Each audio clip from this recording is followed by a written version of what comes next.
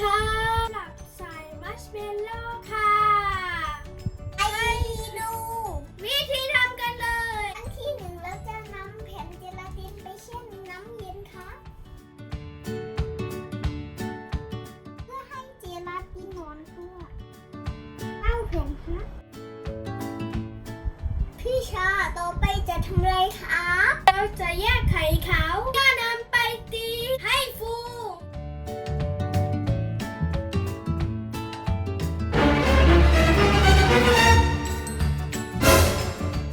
นำไข่ขาวลงไปในเครื่องตีให้ฟูค่ะเพื่อนๆครับเวลาใช้อุปกรณ์ไฟฟ้าต้องให้ผู้ใหญ่ดูแลครับจำไว้นะคะพอไข่ฟูใส่น้ำตาลไอซิ่งเราได้เมอแรงที่ตั้งยอดแล้วครับแบบนี้ค่ะไปเราจะไปต้มน้ำเชื่อมครับการเตรียมน้ำเชื่อมครับจะต้มน้ำผึ้งน้ำตาลเราจะต้มน้ำเชื่อมด้วยไฟอ่อนๆค่ะจนน้ำตาลละลายพอน้ำเชื่อมเดือดเราจะใส่เจลาตินที่แช่น้ำลงไปครับจะบีบน้ำออกก่อนทุกท่าน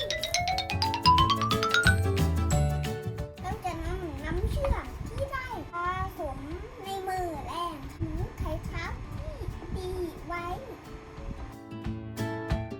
วันนี้เสร็จแล้วค่ะผมเข้ากันแล้วค่ะเป็นมัชเมลโล่ค่ะนี่ค่ะเราจะนำมัชเมลโล่ไปใส่พิมพ์ครับใส่กันเลยค่ะ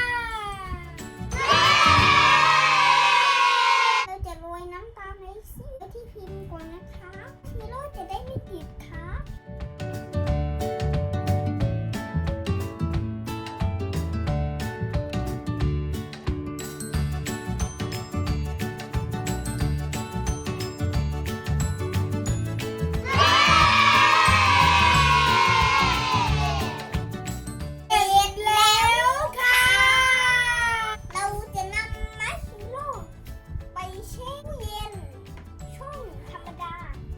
ประมาณ30 นาทีค่ะ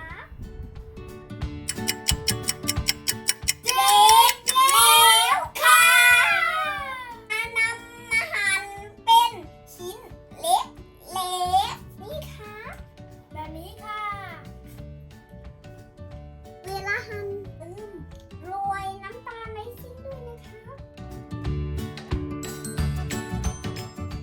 ชิมกันเลย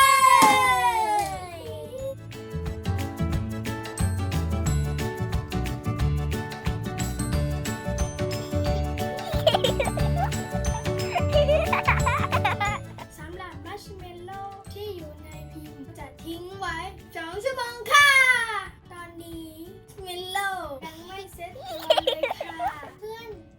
อย่าลืมไปทำตามนะคะถ้าชอบคลิปนี้อย่าลืมกดไลค์กดแชร์กด subscribe ให้ช่องน้ำชาที่ภูมิ